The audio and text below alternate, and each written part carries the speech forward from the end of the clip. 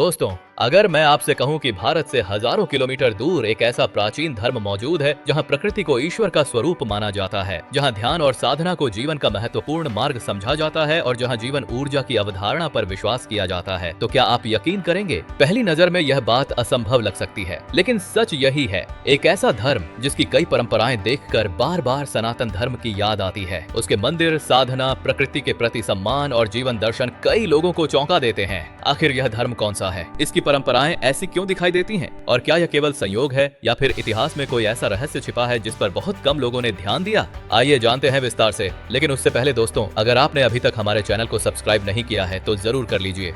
दोस्तों, जिस धर्म की हम बात कर रहे हैं वह है ताओवाद। ताओवाद, जिसे अंग्रेजी में टाओइज्म या डाओइज्म कहा जाता है, चीन की सबसे प्राचीन आध्यात्मिक परंपराओं में से एक है। यहाँ ताओ का अर्थ केवल रास्ता नहीं बल्कि वह शाश्वत नियम है जिसके अनुसार पूरा ब्रह्मांड चलता है। सूर्य का उगना, ऋतुओं का बदलना, नदियों का बहना, पेड़ों का बढ़ना और मनुष्य का जन्म से मृत्यु तक का सफर सब उसी ताओ का हिस्सा माने जाते हैं। ताओवाद के अनुसार जो व्यक्ति इस प्राकृतिक व्यवस्था के साथ चलना सीख लेता है वही सच्ची शांति प्राप्त करता है। इसलिए ताओवाद किसी एक ईश्वर की पूजा तक सीमित नहीं है, बल्कि यह मनुष्य को प्रकृति के साथ सामंजस्य में रहना सिखाने वाला जीवन दर्शन है। अगर आज इसके अनुयायियों की बात करें तो सबसे अधिक ताओवादी चीन में रहते हैं। इसके अलावा Taiwan, Hong Kong, Singapore, Malaysia, Vietnam, दक्षिण Korea, Japan, America, Canada, Australia और यूरोप के कई देशों में भी इसकी परंपराएं देखने को मिलती हैं। स्वयं को ताओवादी मानने वाले लोगों की संख्या लगभग 1 करोड़ से 1.5 करोड़ आंकी जाती है। वहीं चीन में बड़ी संख्या में लोग ताओवाद, चीनी लोक धर्म और पूर्वज पूजा को साथ मानते हैं।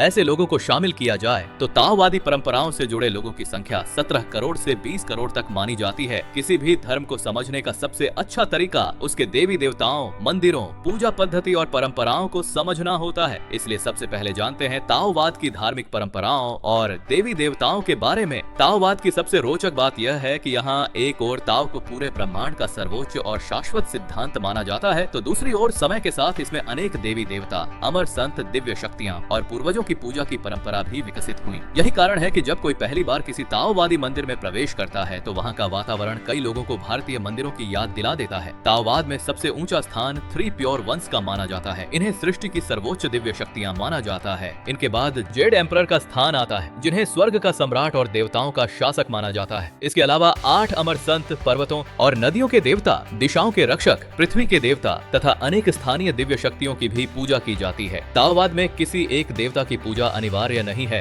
अलग अलग क्षेत्रों में अलग अलग देवताओं के प्रति विशेष श्रद्धा देखने को मिलती है। यह विविधता कई लोगों को सनातन धर्म की याद दिलाती है। हालांकि दोनों धर्मों के देवी देवता, उनकी कथाएं और धार्मिक मान्यताएं अलग हैं। ताओवादी मंदिरों में श्रद्धालु अगरबत्ती जलाते हैं, दीप अर्पित करते हैं, फल, फूल, चाय और अन्य भेंट चढ़ाते हैं। वे हाथ जोड़कर प्रार्थना करते हैं, घंटियां बजाते हैं और अपने परिवार तथा पूर्वजों की सुख समृद्धि की कामना करते हैं। कई मंदिरों में विशेष अवसरों पर सामूहिक अनुष्ठान, धार्मिक संगीत, मंत्रोच्चार और पारंपरिक वाद्य यंत्रों के साथ पूजा संपन्न होती है। कुछ स्थानों पर श्रद्धालु विशेष कागज भी जलाते हैं, जिसे वे पूर्वजों और दिव्य शक्तियों के प्रति सम्मान का प्रतीक मानते हैं। ताओवाद में साधु संतों की भी एक लंबी परंपरा रही है। वे केवल मंदिरों में पूजा नहीं करते बल्कि ध्यान, तपस्या, श्वास साधना और आंतरिक ऊर्जा के अभ्यास में वर्षों बिताते हैं। उनका मानना है कि मनुष्य के भीतर एक सूक्ष्म जीवन शक्ति प्रवाहित होती है जिसे ची कहा जाता है। यदि यह ऊर्जा संतुलित रहे तो शरीर स्वस्थ, मन शांत और जीवन संतुलित रहता है। इसी विचार से ताई ची और चिगोंग जैसी साधनाओं का विकास हुआ, जिन्हें आज दुनिया भर में स्वास्थ्य और मानसिक शांति के लिए अपनाया जाता है। इसी कारण ताओवादी साधु अक्सर पहाड़ों, जंगलों और नदियों के पास साधना करते थे। उनका विश्वास था कि प्रकृति के सबसे निकट रहकर ही मनुष्य ताओ का वास्तविक अनुभव कर सकता है। ताओवाद में कई प्रमुख त्योहार भी मनाए जाते हैं। चीनी नववर्ष, लालटेन उत्सव, पूर्वज स्मरण दिवस और विभिन्न देवताओं के जन्मोत्सव पर मंदिरों में विशेष पूजा होती है। हजारों लोग एक साथ प्रार्थना करते हैं और अपने परिवार की सुख समृद्धि की कामना करते हैं।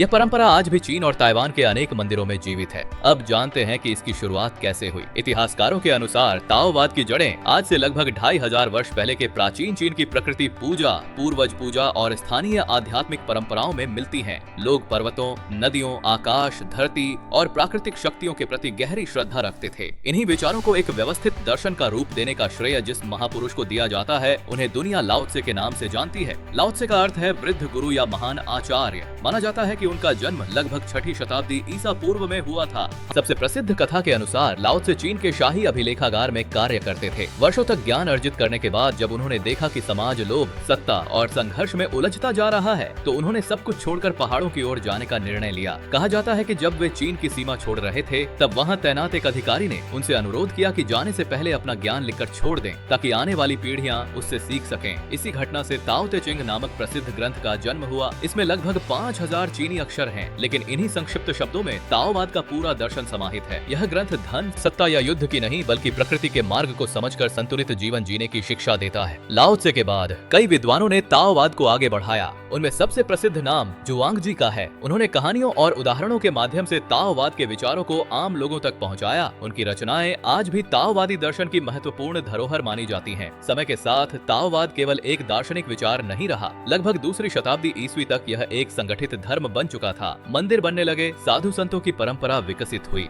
धार्मिक अनुष्ठान शुरू हुए और अनेक देवी देवताओं की पूजा भी इसका हिस्सा बन गई। बाद में चीन के कई सम्राटों ने भी ताओवाद को संरक्षण दिया। भव्य मंदिरों का निर्माण कराया गया, पर्वतों पर आश्रम बने और ताओवादी गुरुओं को राज दरबार में सम्मान मिलने लगा। लेकिन हर दौर एक जैसा नहीं रहा। 20वीं शताब्दी की सांस्कृतिक क्रांति के दौरान अनेक मंदिर नष्ट कर दिए गए, धार्मिक गतिविधियों पर प्रतिबंध लगाए गए और हजारों प्राचीन ग्रंथ नष्ट हो गए। ऐसा लगने लगा था कि यह परंपरा समाप्त हो जाएगी। समय के साथ परिस्थितियां बदली और ताओवाद ने फिर से अपना स्थान बना लिया। आज चीन, ताइवान और दुनिया के कई देशों में प्राचीन मंदिर फिर से सक्रिय हैं। नए साधु तैयार हो रहे हैं, प्राचीन ग्रंथों का अध्ययन किया जा रहा है और लाखों लोग ध्यान, ताई ची तथा ताओवादी दर्शन को अपने जीवन का हिस्सा बना रहे हैं। लेकिन इन सब के बीच एक सवाल उठता है, आखिर वे कौन सी बातें हैं जिनकी वजह से ताओवाद और सनातन धर्म की तुलना की जाती है?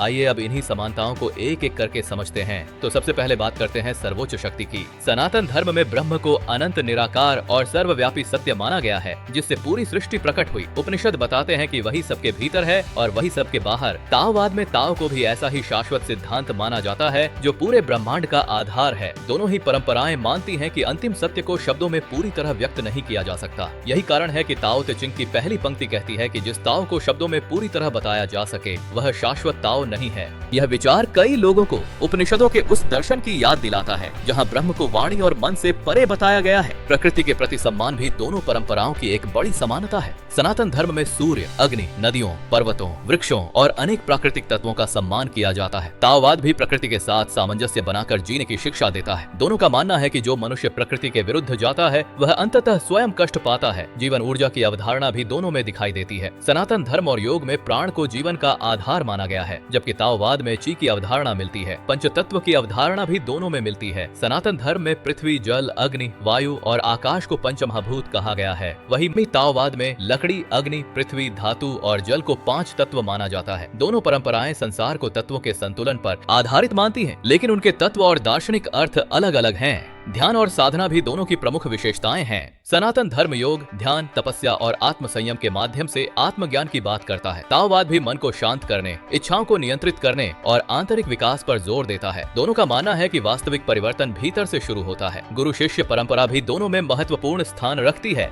सनातन धर्म में गुरु को ज्ञान का मार्गदर्शक माना गया है। ताओवाद में भी सदियों तक ज्ञान पुस्तकों से अधिक गुरु से शिष्य तक पहुंचता रहा। दोनों परंपराएं सादा जीवन, विनम्रता और संतुलन पर जोर देती हैं। दोनों परंपराएं यह भी मानती हैं कि मनुष्य केवल शरीर नहीं है, उसका जीवन एक गहरे आध्यात्मिक उद्देश्य से जुड़ा है। आत्म संयम, दया, करुणा, सत्य, क्षमा और संयम जैसे गुण दोनों में महत्वपूर्ण माने गए हैं। अब सबसे महत्वपूर्ण प्रश्न का उत्तर जान लेते हैं। इतनी समानताओं के बावजूद क्या ताओवाद वास्तव में सनातन धर्म से निकला था? प्राचीन काल में भारत और चीन के बीच व्यापारिक मार्ग, विशेष रूप से सिल्क रोड, दोनों देशों को जोड़ते थे। इन्हीं मार्गों से व्यापारी, विद्वान, साधु और यात्री एक दूसरे के देशों में पहुंचते थे। बाद के समय में बौद्ध धर्म भारत से चीन पहुंचा और वहां की संस्कृति पर उसका गहरा प्रभाव पड़ा। कई चीनी भिक्षु भारत आए, संस्कृत सीखी, यहाँ के विश्वविद्यालयों में अध्ययन किया और अनेक ग्रंथों का चीनी भाषा में अनुवाद किया। इसीलिए यह कहा जा सकता है कि दोनों सभ्यताओं के बीच विचारों का आदान प्रदान अवश्य हुआ। शायद यही कारण है कि भारत के ऋषि और चीन के ताओवादी गुरु